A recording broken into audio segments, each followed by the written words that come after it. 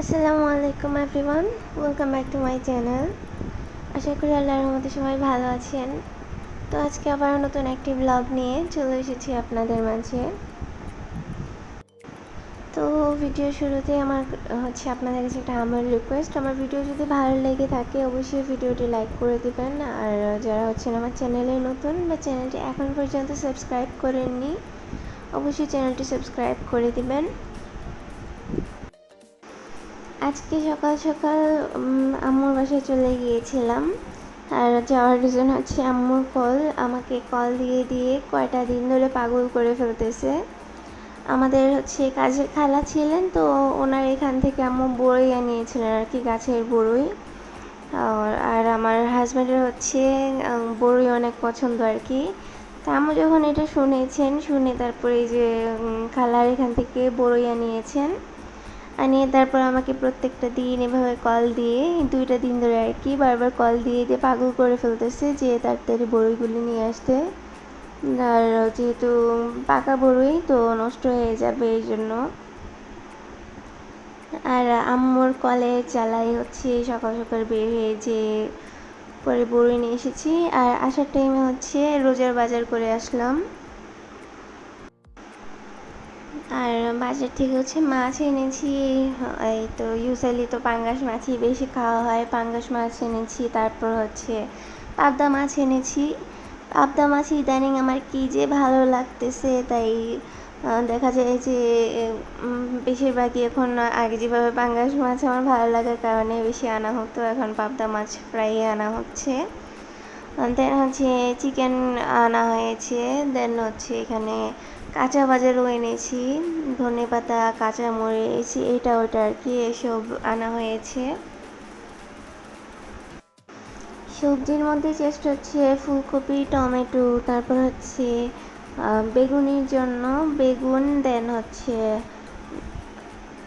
কি বলে, হ্যাঁ, শসা আনতে চেয়েছিলাম। তো শসা লাস্টবার এনে তিতা শসা পেয়েছিলাম, যার কারণে এবার ক্ষীরা নিয়ে আসা হয়েছে আর কি। আর আগে টমেটো, যেহেতু এখন টমেটোর দাম কম, তো টমেটো বেশি করে এনে ফ্রোজেন করে রেখে দিয়েছি। জাস্ট সালাদ খাওয়ার জন্য এখন টমেটো নিয়ে এসেছি তাজা। আর প্লাস এখন আমার কি বলে, আমাদের বারান্দায় ব্যালকনিতে আর কি টমেটো গাছ লাগিয়েছি 4টা। তো এই থেকে তো টমেটো পাবোই, সেই জন্য আর কি টমেটো এখন আর নর্মাল টমেটো আর কি তেমন আনা হয়নি। তো তরকারিতে সব কিছুতে তো ফ্রোজেন টমেটো দেওয়া যাবে, বাট সালাদের জন্য তাজা টমেটো দরকার, যার কারণে এখন এক্সট্রা করে টমেটো নিয়ে এসেছিলাম। আর এখানে এটা এনেছি, এটাকে আমাদের এখানে গালচা বলে, হামানদিস্তা। আর এটা আনা হয়েছে এই যে বড়ই ভর্তা খাওয়ার জন্য। দেন শুকনা বাজারে আনা হয়েছে বেকিং পাউডার, তারপর বেকিং সোডা, দেন লবণটা প্রায় বাসায় শেষের পথে। তো বেসন আনা হয়েছে। তারপর এসবগুলোর ভুসি, তারপর তোকমা, তো যা যা লাগে আর কি রোজার মধ্যে, ইফতারের মধ্যে, তো সব কিছুই আনা হয়েছে। আর সেহরিতে খাওয়ার জন্য তো টুকটাক বাজার বাসায় আগে থেকেই আছে, তাও টুকটাক করেছি। দেন এখানে মসুর ডাল, তারপর ছোলার ডাল, বুটের ডাল, এসবই আনা হয়েছে আর কি। গুঁড়া মশলা যথেষ্ট বাসায় আছে, জাস্ট মরিচ গুঁড়োটা বেশি লাগে, যেহেতু আমরা ঝাল একটু বেশি খাই, সেই জন্য মরিচ গুঁড়ো আনতে হয়েছে এক্সট্রা করে। দেন টমেটো সস আনা হয়েছে, যেহেতু ভাজা পোড়া খাওয়া হবে, তো সসটা মাস্ট লাগবেই। তারপর ভীম সাবান শেষ হয়ে গিয়েছিলো, আর ভীম সাবানটা আমরা মিনি সাবানটা আনি ইউজুয়ালি। মিনি সাবান 2টা নিয়ে আসি, একটা বড় আনার থেকে। মিনিটা আমার কাছে ভালো লাগে আর কি, বড়টা দেখা যায় যে আনলে তাড়াতাড়ি শেষ হয়ে যায়, গলে যায় পানির কারণে।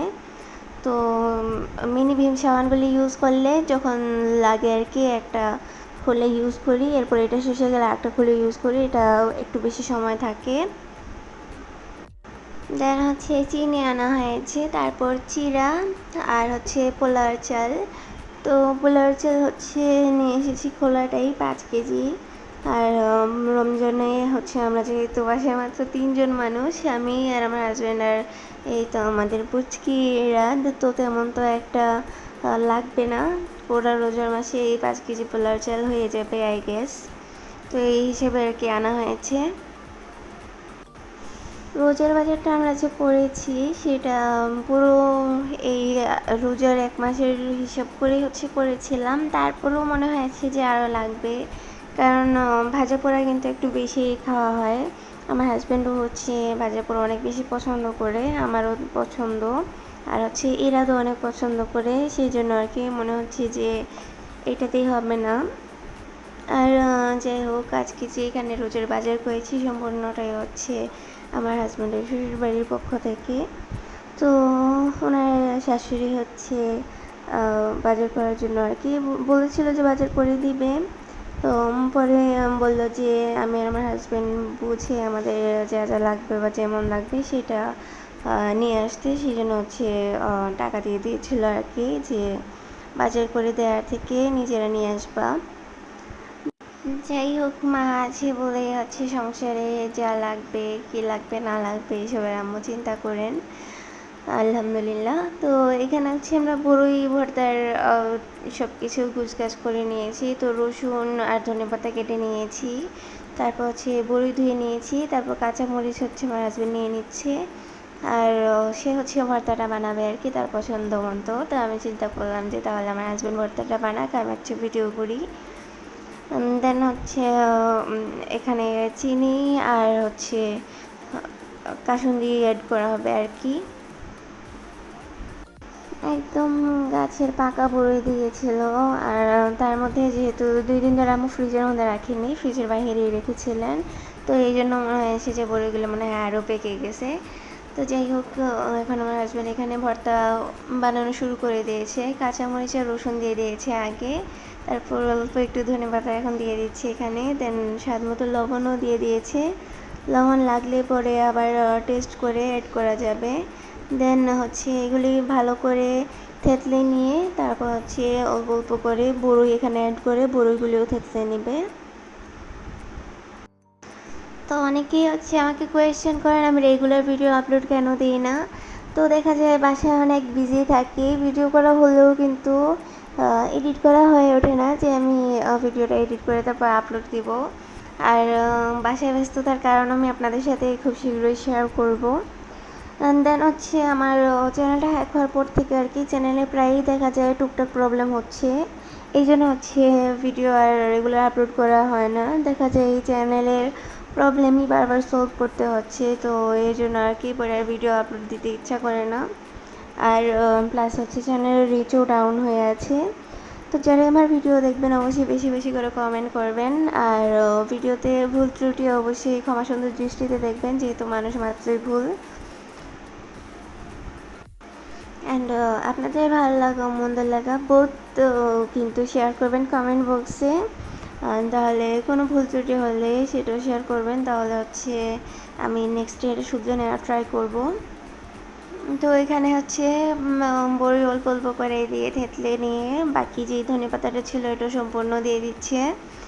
দেন এটাকেও ভালো করে এখানে থেতলে নিয়ে তারপর হচ্ছে চিনি, তারপর এই যে কী বলে কাসুন্দি যে আছে এটা অ্যাড করে দেওয়া হবে, আর এখানে আর একটু লবণ অ্যাড করে নিচ্ছে। বড়িগুলি বেশি পাকা, আমার কাছে হচ্ছে হালকা কাঁচা অবস্থায় বড়ির ভর্তা বেশি ভালো লাগে। যাই হোক, এখন যেহেতু পাকা বড়ি আম্মু আনিয়েছেন, মানে আম্মু তো বড়ি আনাইতে চেয়েছিলেন, তো এখন পাকা বড়ি দিয়ে দিয়েছে আর কি। আর কিছু তো করার নেই, এখন এই পর্যায়ে আছে এখানে সে স্বাদ মতো চিনি অ্যাড করে দিয়েছে। দেন হচ্ছে এখানে কাসুন্দিটাও অ্যাড করে দিয়ে ভালো করে মাখিয়ে নিবে। আর এই তো এখন পরিমাণ মতো কাসুন্দি দিয়ে দিচ্ছে। দেন নেড়ে ছেড়ে মিশিয়ে নিয়ে তারপর হচ্ছে আমরা বড়ি ভর্তাটা খাবো।